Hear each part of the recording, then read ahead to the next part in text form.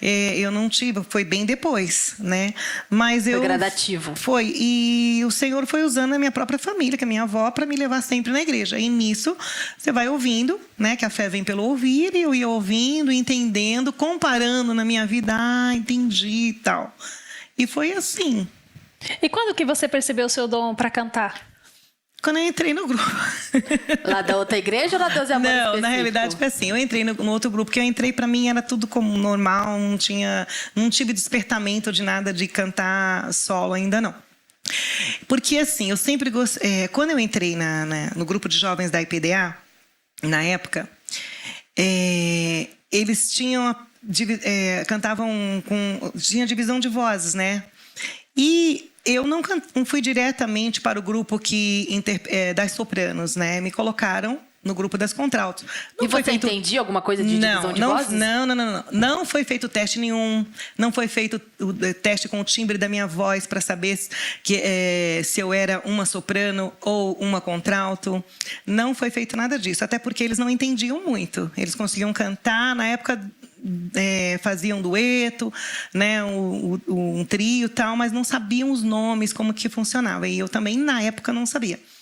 E aí eu lembro que lá as meninas faziam as vozes e o meu ouvido sempre foi, acho que apurado, né? Acho que eu já nasci assim, não sei. E eu ouvia, eu conseguia fazer junto com elas. E depois eu comecei a ficar brava comigo mesma, porque quando eu saía do grupo, quando eu estava na igreja, no culto, o irmão cantava lá no altar e eu queria fazer um dueto. E eu não conseguia. Eu falei, por que eu só consigo fazer quando eu estou lá no grupo? E se eu chego na igreja, alguém está cantando, eu quero pegar uma segunda voz, eu não consigo. Por quê? Eu fiquei assim, né? Na época era tudo muito simples. Eu falei, pois eu vou conseguir. Aí o que eu fiz? Não tinha uma internet para você fazer uma pesquisa lá rápida para saber o que é o quê, de que para quê. Aí o irmão começava a cantar os corinhos e eu fazia o quê? Quando ele subia com a voz dele, eu descia com a minha. Eu nem sabia se estava na nota, tá? Mas eu descia. A hora que eu percebia que ele descia com a voz, eu subia com a minha. Então eu ficava assim, né? E aí eles montaram, na época, vocal, né?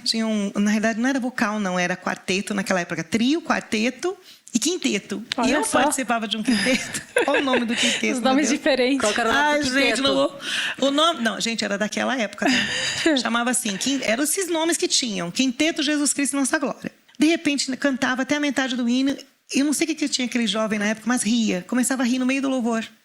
Isso, olha, foi muito antigo. Olha, eu tenho certeza que quem está aí vai se lembrar no começo da igreja. Quantas pessoas iam na frente, tinha vergonha e ficava assim. Até hoje o povo tem um pouco E começava de vergonha, a rir, com certeza. entendeu? E dava um ataque de riso que a gente não conseguia parar. Era riso de nervoso, né? De nervoso, com medo de a igreja olhando, E você sabe? não podia rir, aí dava vontade de rir mais ainda. Você não estava acostumada, todo mundo te olhando, assim. Socorro. Né? Era tudo... E olha que as meninas já estavam lá bem antes de mim, né? Mas eram tudo meninas. E eu me lembro que enquanto a gente cantava, às vezes eu ouvia umas vozes que vinham na minha cabeça, mas eu não sabia o que era.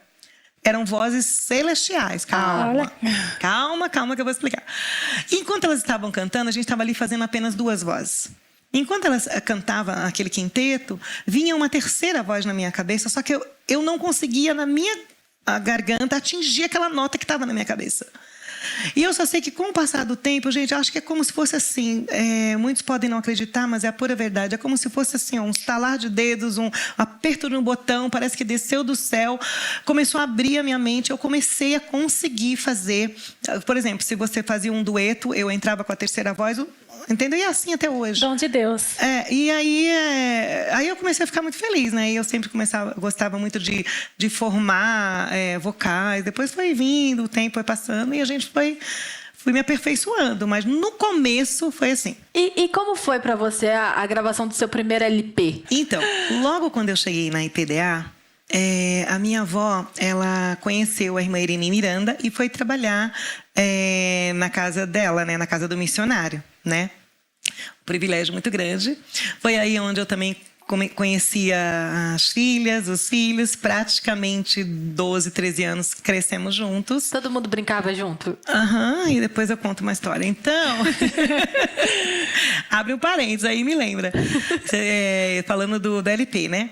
E aí, naquela época, a gravadora não era expandida assim para gravações para outras pessoas fora, né? E Só era pra mais pessoas de assim, dentro, era mais dá Deus familiar, era mais uma gravação familiar. Né, as meninas que gravavam, Débora Lé gravava, Irmã Ireni, tinha um compactozinho, era um LP pequenininho, né? Para quem não sabe, não sabia que era o LP, que é o grande. E o mini disco, tinha a Oração do Missionário. E o estúdio de gravação na época, né? Era a gravadora Voz da Libertação, mas era concentrado somente familiar. A Débora, né? Que eu sempre fui muito próxima dela também, ela falou assim, olha, um belo dia lá na Conde, ela falou, olha, a minha mãe falou que você precisa gravar. Eu falei, é? Naquilo pra mim foi uma surpresa, né? Nossa, eu tô imaginando a cena, elas tudo meninas, assim, você precisa gravar ela. Mas eu nunca fui deslumbrada, nunca fui. Eu só fiquei surpresa que alguém te fala alguma coisa, eu falei assim, tá. Aí na minha mente eu pensava assim, tá bom, né? O dia que eles falarem que tem que ir, vamos, né? Eu não tinha noção do como que era. Sim. Você também não procurou por isso, Também né? não procurei, aí passou um tempo, ficou quieto, não falou mais, passou 1 ano, passou 2 anos, né? Aí eu me lembro que novamente aconteceu a mesma coisa. A minha mãe falou que você precisa gravar. Aí eu, tá bom. No fundo, eu esperava assim, então tá, qual é o dia? Vamos marcar. Ela soltava assim, saiu mas eu não ia ficar perguntando. Eu falei, não, deixei acontecer. Né? Aí, quando foi realmente para gravar, eu me casei. Aí adiou a gravação. Aí eu me casei com 20 anos. Uma né? menina. Depois eu engravidei do Rafael. E aí a Débora falou, você tem que gravar. Vamos esperar então você ter o nenê para você gravar. Porque a pessoa grávida para cantar fica com o fôlego curto, né? Para quem tá me assistindo aí sabe disso. O fôlego não dá, né? E aí ela, vamos esperar. Aí ganhei o Rafael. Depois, quando o Rafael tinha 2 meses, eu engravidei da Priscila. Meu Deus, escadinha. Um atrás do outro. Naquela época era escadinha. Aí, quando esperamos nascer a Priscila. A Priscila nasceu, agora já dá pra você gravar, né? Quantos meses depois? 3 meses depois, engravidei da Samantha. Meu Deus. Mas já tinha gravado ainda não? Não. Meu pai. Porque não dava tempo pra eu gravar, porque eu ficava grávida. Meu Deus do céu. Aí, gente, isso faz parte da vida, né? Me casei, né? Tudo direitinho. E aí, os filhos nasceram. Depois que todos eles nasceram, foi aonde eu gravei. Consegui gravar. E o meu primeiro LP foi o Vitória.